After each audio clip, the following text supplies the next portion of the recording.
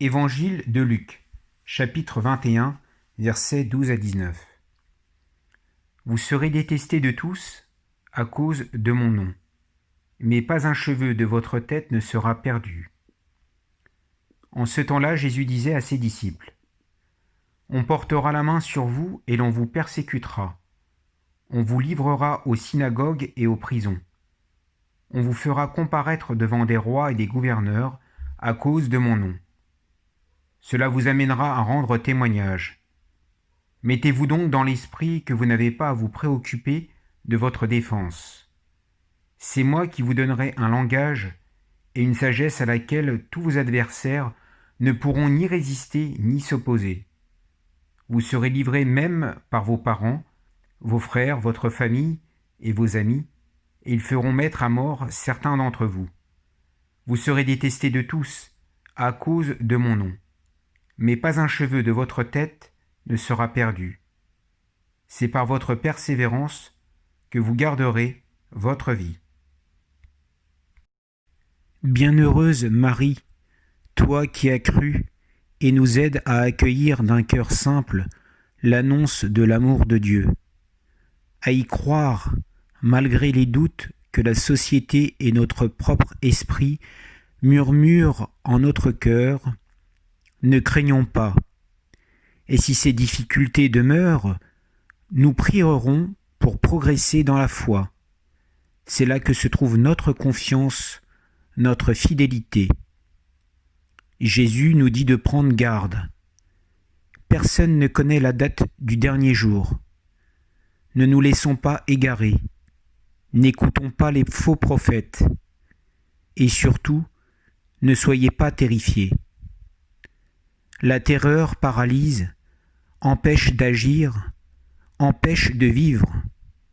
Il y aura, comme il y a toujours eu, de grands tremblements de terre, des famines, des épidémies. N'ayons pas peur, ne restons pas paralysés dans l'attente. Vivons notre vie, nous n'en avons qu'une. L'essentiel aux yeux de Dieu, c'est notre cœur.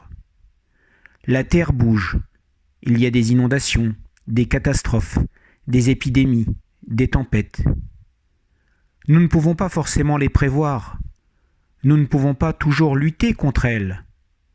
Par contre, nous pouvons agir sur notre cœur. Se mettre à l'école de Jésus, se mettre sous le regard de l'amour et agir en ce sens. Après une catastrophe, des gens se lèvent, ouvrent leur cœur et agissent. Se mettre à l'école de Jésus, ce n'est pas forcément facile, et même c'est plutôt difficile. D'abord, cela vient de nous. On n'a pas toujours envie de faire des efforts pour le bien des autres. Souvent, on pense d'abord à se servir en premier, faire ce que l'on a envie de faire, profiter de la vie, garder pour soi. Ensuite, parce que lorsque nous sommes remplis de bonnes intentions, on nous met souvent des bâtons dans les roues. On nous critique, on essaie de nous faire changer de chemin. On ne nous comprend pas. Jésus nous prévient. Il a vécu tout cela dans sa passion. On portera la main sur vous et on vous persécutera, on vous livrera aux synagogues et aux prisons, on vous fera comparaître devant des rois et des gouverneurs à cause de mon nom. Vous serez livrés, mis à mort, détestés de tous. Surtout, ne pas désespérer, gardez le cap et persévérez. Aimer, c'est un combat de tous les jours. Aimer, c'est une aventure difficile qui nous garde dans la vie. Sur ce beau chemin, il faut toujours avancer, toujours persévérer. Sur ce beau chemin, nous ne sommes pas seuls. Jésus ne nous abandonne pas. Vous n'avez pas à vous préoccuper de votre défense. C'est moi qui vous donnerai un langage et une sagesse à laquelle tous vos adversaires ne pourront ni résister ni s'opposer. Dieu veut nous garder en vie.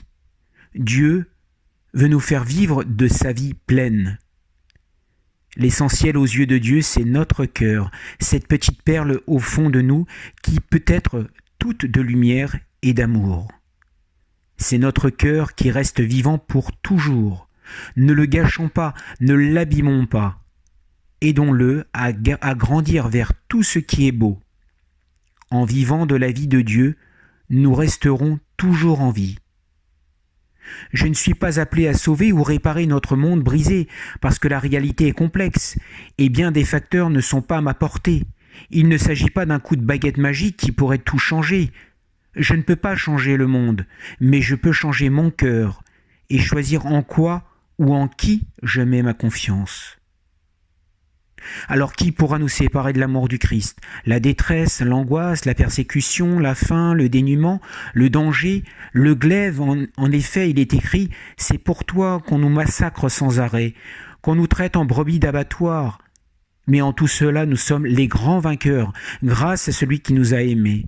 J'en ai la certitude, ni la mort, ni la vie, ni les anges, ni les principautés célestes, ni le présent, ni l'avenir, ni les puissances, ni les hauteurs, ni les abîmes, ni aucune autre créature, rien ne pourra nous séparer de l'amour de Dieu qui est dans le Christ Jésus, notre Seigneur. Pour cette semaine, si vous le souhaitez, répondre à ces 3 questions. Que faisons-nous de notre temps? Nous nous levons le matin, dans quel but? Pour qui?